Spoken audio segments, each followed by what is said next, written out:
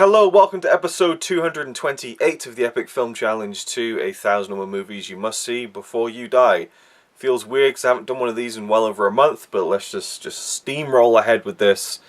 It's so ongoing, you know. I thought I'd been making progress at this point in time, but it's now 2018, which is technically the 5th year in which I've been doing this series, and not even a quarter of the way through yet, so good times. Today we're going to be talking about The Haunting from 1963, directed by Robert Wise, who I'd never heard of before, but when you really look into Robert Wise's career as a filmmaker, it's pretty incredible. He just came off doing, when he made The Haunting, he just finished doing West Side Story. He would then go on to do Sound of Music 2 years later, and was also the editor on Citizen Kane. He started as a film editor, worked his way up to a director, made a variety of films in many different genres, westerns, films like this, a kind of spooky horror tale, but also science fiction. He directed The Day the Earth Stood Still. He directed the first Star Trek movie. It's this weird career that this guy had, and I've never heard of his name before. Either way, he directed this film based on a novel that came out in the late 50s. So it's a few years after the original source material was written and published and so on. And it's a fairly simple haunted house story. We have this paranormal investigator called Dr. Markway, who is very intrigued in the paranormal. His wife doesn't really approve of it, and he's heard of this place called Hill House that has a very intriguing, like, 90-year history of death and mystery and so on. And the house, which was originally built by this one man, is passed on, through his family and now to like different servants and so on, and lots of different weird circumstances. And so Dr. Markway, he goes off and asks the woman who kind of technically has the ownership of the house, and she agrees to let him take over it for a few days, bring a few people in to investigate any kind of paranormal stuff that might be going on. But she has one condition, that is that her son Luke comes along to kind of witness what he's going to do with these people he's bringing in to test out the spooky, perhaps ghostly, otherworldly, poltergeisty tendencies of Hill House. So he brings in two women. The first one is Theo, played by Claire Bloom, who I was really excited to see because she's in one of my favorite films of all time, Limelight, with Charlie Chaplin. And so it was really good to see her in another film. I'm sure she's had a very long career and made many films, but I've only really seen her in Limelight. I think she's in The King's Speech too, but I saw that before Limelight, so I wouldn't have recognized her in that sense. And she's a psychic, Theo, and quite a brash character. But the second woman is, well, the first woman, I guess you could say, because she's the one we're introduced to properly, because she's the main character, is Eleanor, played by Julie Harris. And Eleanor is a really intriguing character. She's a woman who's recently lost her mother, who needed constant care. So she's spent a big chunk of her life looking after her mother, and now her mother's gone, and she kind of feels very trapped. She feels like she needs to break free from the life that she's had, which has really confined her, to be constantly looking after her mother. And she feels a lot of guilt over how she feels about her mother and the resentment she had towards her mother for, basically, not ruining her life, but kind of holding her back from having a life. And so she really wants to answer this call from Dr. Markway to go to this Hill House experiment, because it's just something.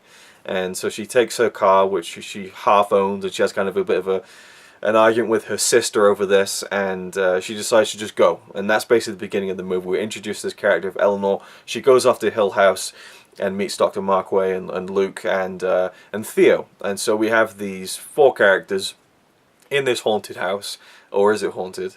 And trying to basically discover its secrets. And we really follow it through the eyes and the mind of Eleanor, because you hear her dialogue inside her own head constantly with the narration by the actress, and that is what made it stand out to me more than your typical haunted house movie.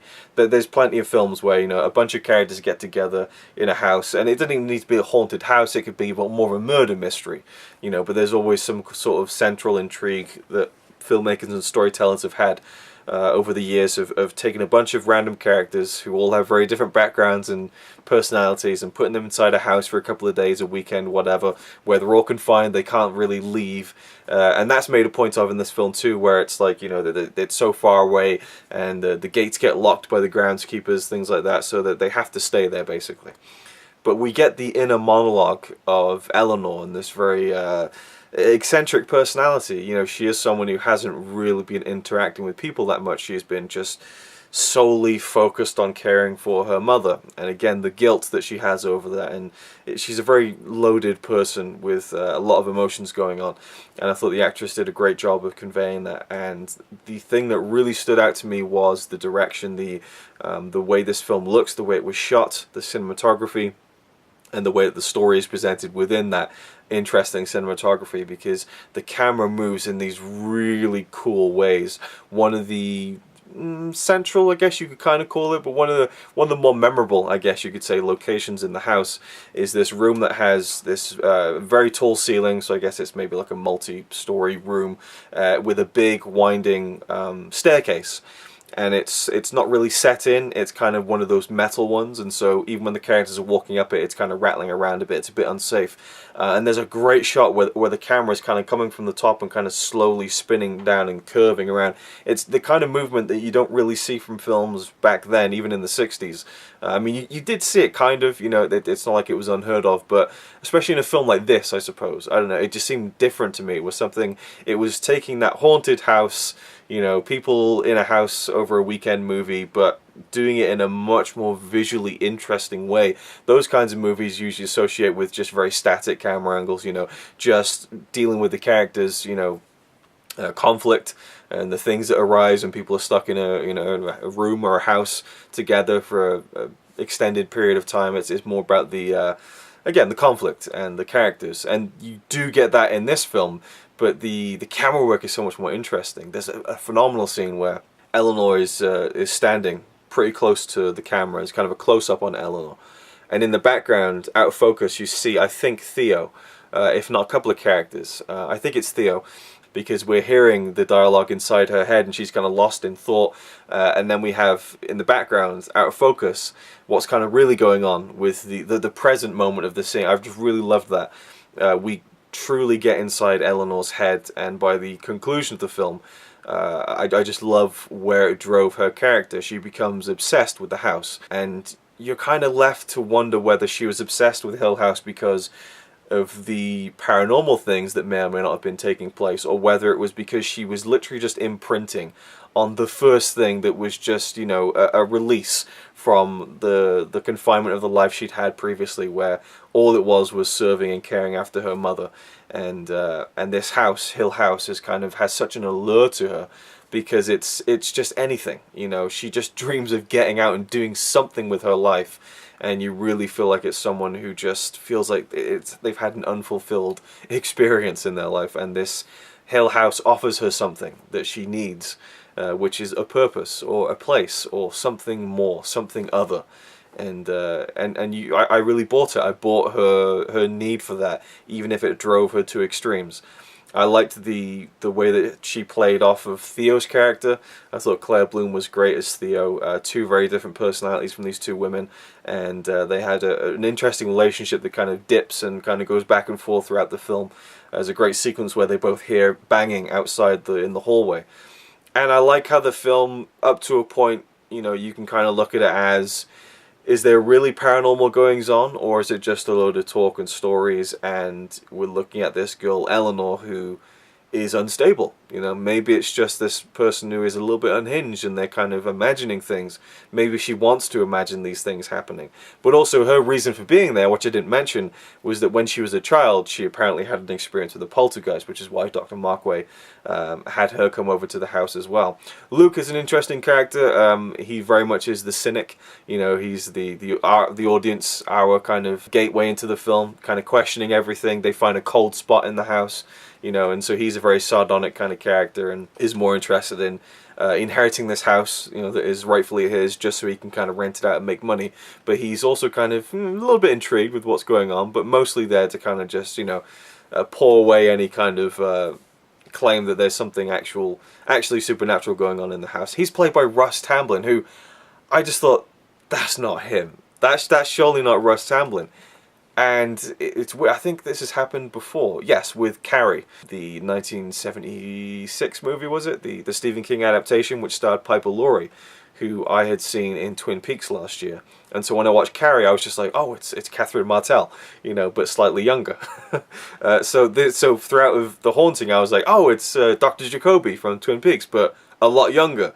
So it was crazy. Like, is he really that old? Because he was in the recent series, Twin Peaks 2. And so I found out, yeah, he is actually pretty damn old, and he was fresh-faced and young and charismatic back in the 60s, and it was fun to see him in this film. Overall, I really, really liked it. I thought it was really well done. I didn't love it, you know, a little bit slow at times, but it had atmosphere to it, you know. And the way that it's filmed and the way that we get inside the head of Eleanor I thought was really fascinating. It had me gripped. I did watch it with my mum, and her TV isn't the best. I mean, it's still a fairly sizable kind of HD TV and everything, but the sound on it isn't that great either. So I'd love to watch this film again, really focus on it, see it on a bigger screen, and really listen to the sound design and all that kind of stuff, and take it in even more. I think I'm going to enjoy it a lot more the next time I see it. But overall, I really, really enjoyed it. Is it a film you should see before you die? I'm going to say it is, because in this kind of genre of haunted house movie, etc., etc., it really stands out to me, and I really, really like the performances of the lead characters. So yeah, from top to bottom, I thought this was really, really solid. Didn't love it, you know, but there was nothing I could really say bad about it. Like, I just thought that it was really well executed. And again, if you want to like break it down to kind of mini genres, you know, haunted house movie, I think this is one of the stronger ones I've seen. And so, film you should see before you die? Yeah, I think so. I think that people would probably enjoy this even more than I do, especially horror buffs, you know, people who really love this kind of thing. I think they might get a lot out of this too, especially if they appreciate older horror films. So, yeah, but it's more of a psychological one, I think, and I just loved seeing the unraveling of Eleanor's character. She became more attached to Hill House, and there's a couple of cool twists towards the end, and the inclusion of Dr. Markway's wife who turns up, which I thought added an extra element of the unknown and not knowing where the film was going to close out, which was good. So there we go, that's my thoughts. If you've seen it, let me know your thoughts of the film down below, and I'll see you in the next video.